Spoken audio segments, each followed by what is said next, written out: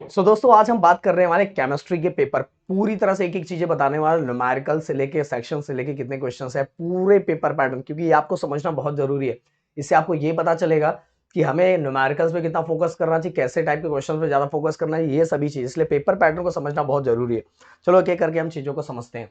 सबसे पहले अगर मैं बात करूं सेक्शन ए, जो हमारा कंपलसरी होता है, इसमें कोई भी हमें कोई ऑप्शन नहीं होता, वो होता है हमारा क्वेश्चन नंबर वन। वन जो होता है क्वेश्चन नंबर वन है, टोटल 10 मल्टीपल चॉइस क्वेश्चन होते हैं, मतलब एमसीक्यूज होते हैं, और वो पूरा का पूरा करना पड़ता है। देन उसी के बाद क्वेश्चन नंबर टू होता है, जो क्वेश्चन नंबर टू होता है, क्वेश्चन नंबर टू में टोटल 8, ध्यान से सुनना, टोटल मिला के 8 क्वेश्चंस होते हैं, और ये 8 क्वेश्चंस का हमें क्या करना पड़ता है, आंसर देना पड़ता है। और इसके अंदर भी कोई ऑप्शन हमें होता नहीं है। तो देखो यहाँ, जैसे अगर मैं यहाँ दिखाना चाहूँ, तो question number one and question number to दोनों, ये सेक्शन ए के अंदर question number and question number to होता है, और इसके अंदर टोटल 10 क्वेश्चन होते हैं, और इसके अंदर टोटल 8 क्वेश्चन होते हैं। अगर न्यूमेरिकल्स की बात करूं, तो जो पहला क्वेश्चन नंबर वन होता है उसके अंदर 2 न्यूमेरिकल होता है, और क्वेश्चन नंबर टू के अंदर 1 न्यूमेरिकल होता है, जो कंपलसरी होता है, इसके अंदर कोई ऑप्शन नहीं है। अब मैं अगर बात करूं question number two section B, जो हमारा क्वेश्चन नंबर बी है, सेक्शन बी ये वाला, इसके अंदर भाई टोटल क्वेश्चन नंबर वन से लेके क्वेश्चन नंबर थ्री से लेकर क्वेश्चन नंबर 14, मतलब 12 शॉर्ट्स आंसर होते हैं, 12 शॉर्ट्स आंसर हमें देने पड़ते हैं। और इसके अंदर हमें अटेम्प्ट करना पड़ता है ओनली 8 क्वेश्चन, 12 में से 8 क्वेश्चन अटेम्प्ट करना रहता है, 12 में से 8 क्वेश्चन।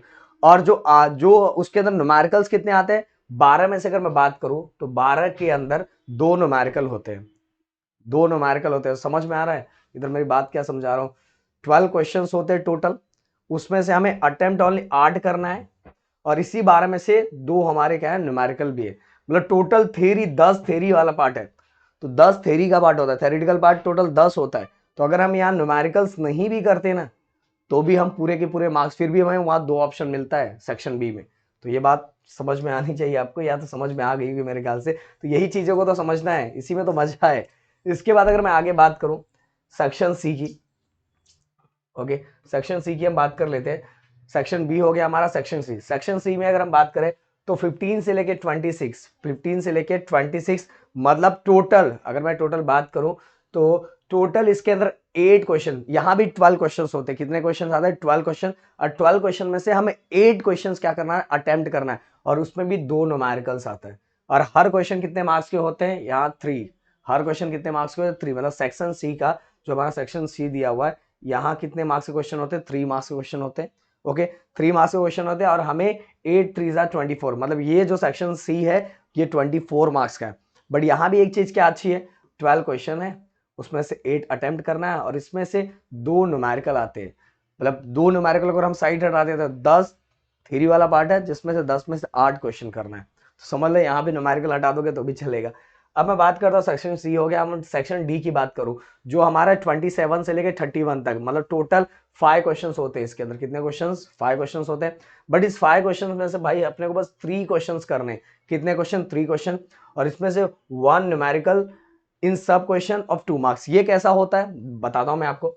टोटल 5 क्वेश्चंस होते हैं। कितने क्वेश्चंस, 5 5 5 में से हमें बस 3 ही क्वेश्चन करना है। और 3 में भी कैसा है पता है, 3 में जो पहला क्वेश्चन होगा, इसमें 2 न्यूमेरिकल्स, 2 मार्क्स के न्यूमेरिकल होंगे, 2 मार्क्स के थ्योरी होंगे। ऐसे ही दूसरा भी 2 मार्क्स के न्यूमेरिकल, 2 मार्क्स की थ्योरी, ऐसा तीसरा भी 2 मार्क्स का थ्योरी, 2 मार्क्स का न्यूमेरिकल। तो इस तरह का पेपर पैटर्न होता है हमारा सेक्शन डी का, इस तरह का पेपर पैटर्न होता है। तो यहाँ टोटल अगर आप न्यूमेरिकल नहीं करते हो, तो यहाँ आपके टोटल 6 मार्क्स चले जाते हैं। तो न्यूमेरिकल वाला अगर सेक्शन में बात करूँ, तो बी में कोई मार्क्स नहीं गया, ओके, क्योंकि 2 ही न्यूमेरिकल करना है, टोटल क्वेश्चन 12 है। सी में कोई मार्क्स नहीं गया, क्योंकि टोटल आप सभी को पता है, टोटल 12 क्वेश्चन, उसमें से 8 करना है, और 12 में से 2 न्यूमेरिकल है, मतलब 10 क्वेश्चन अभी बच रहा है, 10 में से हमें 8 करना है। इसके बाद डी की मैं बात करूं, तो डी में 3 क्वेश्चन करना, और तीनों हर क्वेश्चन के अंदर 2 मार्क्स न्यूमेरिकल है, तो यहाँ न्यूमेरिकल कंपलसरी है।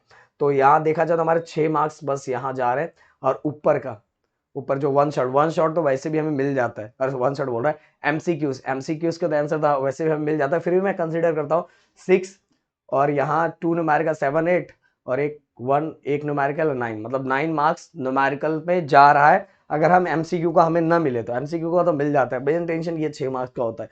तो ये 6 मार्क्स ना अगर हटा दिए जाए, और इंटरनल में हमें पूरे मार्क्स मिले, तो भाई फिर भी हम 90 के ऊपर मार्क्स आराम से स्कोर कर सकते हैं। अगर थोड़ा बहुत हमारा यहाँ ऊपर नीचे कुछ गड़बड़ हुआ होगा तो आराम से कर सकते हैं। तो ये है पूरा पेपर पैटर्न हमारा केमिस्ट्री का। मेरे ख्याल से मेरी बात समझ में आ गई होगी। अगर और भी कोई डाउट है तो प्लीज कमेंट करके मुझसे पूछो। Thank you so much guys, जय हिंद दोस्तों।